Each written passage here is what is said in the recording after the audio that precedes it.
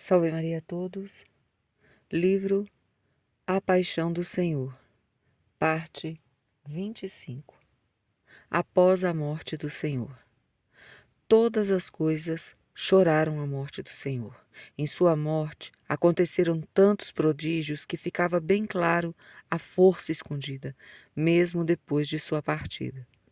Aqueles braços esticados na cruz escondiam o poder de Deus. A escuridão após a morte do Senhor desapareceu e o dia voltou a ficar claro. O sol iluminava o maravilhoso corpo de Jesus. O povo que andava nas trevas viu uma grande luz. Sobre aqueles que habitavam uma região tenebrosa, resplandeceu a luz. Está registrado em Isaías 9, versículo 1. Eis que o véu do templo se rasgou em duas partes, de alto a baixo. A terra tremeu, fenderam-se as rochas, e toda a multidão dos que assistiam a este espetáculo e viam o que se passava, voltou batendo no peito. O primeiro lugar que sentiu a morte do Senhor foi o santuário. O templo celebrado no mundo inteiro pela magnitude, onde Deus havia escolhido sua morada, viu o véu rasgar-se de alto a baixo. No templo havia um lugar chamado Santo, e outro mais escondido que levava o nome de Santo dos Santos. O átrio do local santo dividia-se com um véu pendurado do alto até embaixo. Um segundo véu separava o Santo dos Santos. No lugar santo estava a mesa dos pães da proposição, o altar dos sacrifícios e o candelabro de 7 braços. No Santo dos Santos estava o incensário de ouro e a arca do testamento, toda em ouro também. Na arca havia uma urna de ouro que continha o maná, a vara de Arão e as tábuas da lei que Moisés recebeu de Deus. Em cima da arca tinha 2 querubins de ouro, um de frente para o outro, que com suas asas cobriam a mesa dos pães da proposição. Pelo átrio se entrava no lugar santo, e dali se chegava ao Santo dos Santos. O átrio era um lugar comum a todos. No santo só podiam entrar os sacerdotes para oferecerem os sacrifícios do dia. E no Santo dos Santos, somente o sumo sacerdote podia entrar, e apenas uma vez por ano, para oferecer o sangue do sacrifício, derramando-o pela sua culpa e pelas culpas do povo. O rompimento do véu foi o maior sinal ocorrido, maior que o eclipse solar, o tremor de terra e as pedras rachadas. Os judeus podiam atribuir o terremoto e o eclipse como acontecimentos naturais, mas o véu se rasgar era uma certeza, um sinal divino. Com o sinal, Deus anunciava o abandono do templo.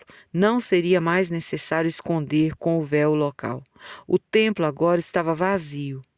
O exato local do Santo dos Santos encontrava-se agora no Calvário, onde a verdadeira arca da aliança, que guarda todos os tesouros de Deus, estava como verdadeira vítima de propriação divina.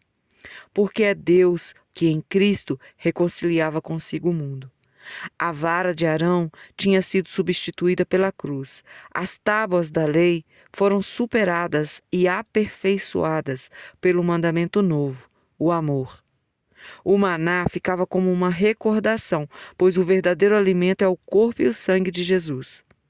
E quando eu for levantado da terra, atrairei todos os homens a mim. Está registrado em São João, capítulo 12, versículo 32. Com a força do amor, atraiu todas as coisas para si. A sinagoga ficou vazia e o templo uma casa deserta e sem dono. O Santo dos Santos significava o reino dos céus, o lugar escondido aos olhos dos homens, onde Deus habitava. O caminho do Santo dos Santos ainda não estava livre, enquanto subsistisse o primeiro tabernáculo. Porém, já veio Cristo, sumo sacerdote dos bens vindouros, e através de um tabernáculo mais excelente e mais perfeito, não construído por mãos humanas, sem levar consigo sangue de carneiros, novilhos, mas com seu próprio sangue, entrou de uma vez por todas no santuário, adquirindo-nos uma redenção eterna. Está escrito isso em Hebreus 9, versículos 8 a 11 e 12. Por esta razão rasgou-se o véu do templo, mostrando que estava aberto o caminho do céu. Todos os sinais foram de grande alegria para os que acreditavam em Jesus crucificado. Para os judeus foi um sinal que encheu de temor. Mesmo assim, muitos não acreditaram, mas outros viram no sinal uma indignação de Deus e se arrependeram de suas crueldades. Enquanto o véu se rasgava, a terra tremeu, fenderam-se as rochas. A própria terra reconheceu seu Criador e se alegrava com o triunfo sobre os inimigos. Ó Deus, quando saireis à frente do vosso povo? Quando avançareis pelo deserto? A terra tremia. Ó mortes, por que saltastes como carneiros, e vós, colinas, como cordeiros? Ante a face de Deus treme a terra. Os louvores eram para lembrar da libertação e do afogamento dos egípcios no Mar Vermelho. Se o Senhor fez este portento para seu povo escolhido, que tantas vezes fora infiel, com mais razão o faria para honrar seu Filho amado, que sempre foi fiel. O Senhor resgatou o seu povo da escravidão do pecado, sustentando-o com a sua fortaleza pelo deserto da cruz, até chegar à terra prometida dos céus. Conduzistes com bondade esse povo, que libertastes, e com vosso poder guiastes a vossa morada santa. As rochas se quebravam, mas os judeus permaneciam firmes, não reconheciam os pecados. Percebendo a derrota, o inferno tremeu. A morte foi tragada pela vitória. Onde está, ó morte, ó a tua vitória? Onde está, ó morte, o teu aguilhão? O Senhor, do alto da cruz, fez desaparecer a morte para sempre. Onde estão tuas calamidades, ó morte? A vida absorveu a morte. Cancelando o documento escrito contra nós, cujas prescrições nos condenavam, aboliu-o definitivamente ao encravá-lo na cruz.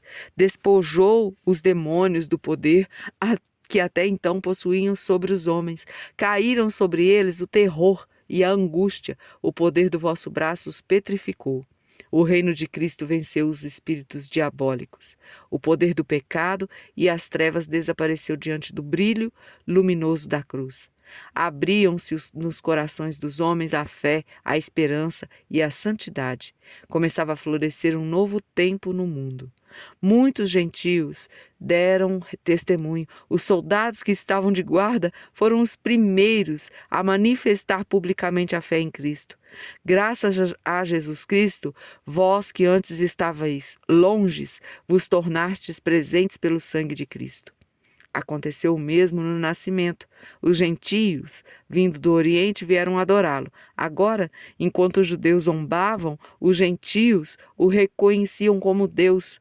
O centurião e seus homens, que montavam guarda a Jesus diante do estremecimento da terra e de tudo que se passava, disseram entre si, possuídos de grande temor: verdadeiramente, este homem era filho de Deus. Está registrado em São Mateus 27, versículo 54.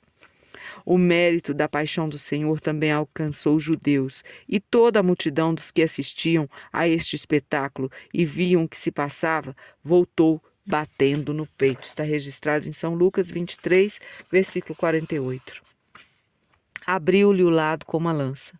A multidão voltava arrependida, batendo no peito, mas os príncipes dos sacerdotes continuavam a injuriar o corpo do Senhor.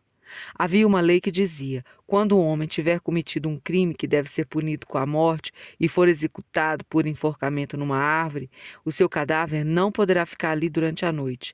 Mas tu o sepultarás no mesmo dia, pois aquele que é pendurado é um objeto de maldição divina. Assim, não contaminarás a terra que o Senhor, o teu Deus, te dará por herança. Isso era a lei. O Senhor, fazendo-se por nós maldição, alcançou para nós a salvação. Os sacerdotes desejavam cumprir a lei sepultando-o naquele mesmo dia, mas também havia outra razão. O dia seguinte era sábado, dia sagrado. Os judeus temeram que os corpos ficassem na cruz durante o sábado, porque já era a preparação e este sábado era particularmente solene. Rogaram a Pilatos que se lhes quebrassem as pernas e fossem retirados.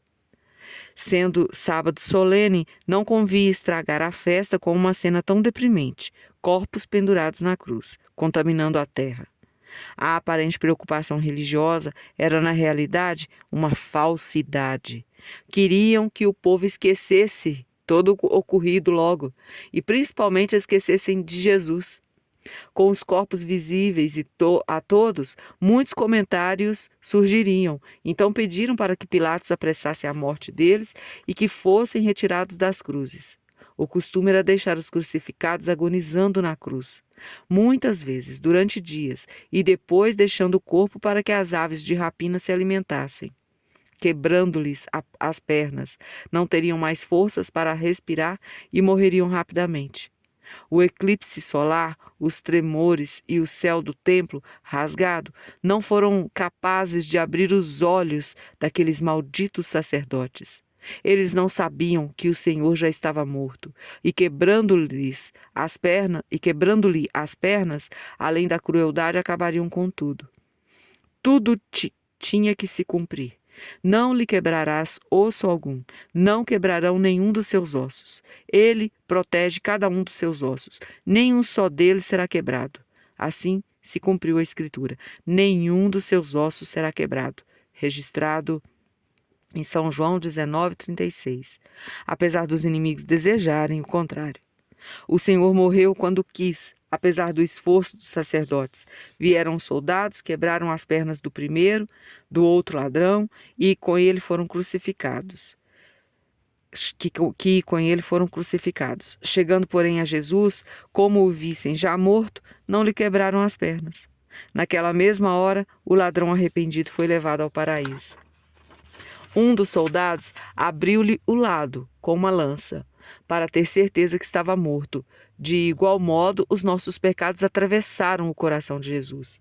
Abrindo-lhe o lado, feriu seu coração, fonte da vida e da água eterna. A igreja canta em seus hinos: doce madeiro, doces escravos que sustentaram tão preciosa carga. No entanto, a lança é chamada de ferro cruel. Ao abrir seu lado, foi aberta a porta do amor, e o Senhor nos quer assim, com seu coração ferido. Terminaremos hoje e continuaremos amanhã esta parte sobre os sinais que abriram o lado de Jesus. Santo Agostinho vai comentar e outros santos também vão fazer comentários a respeito desse episódio. Abrir o lado de Jesus. A todos, salve Maria.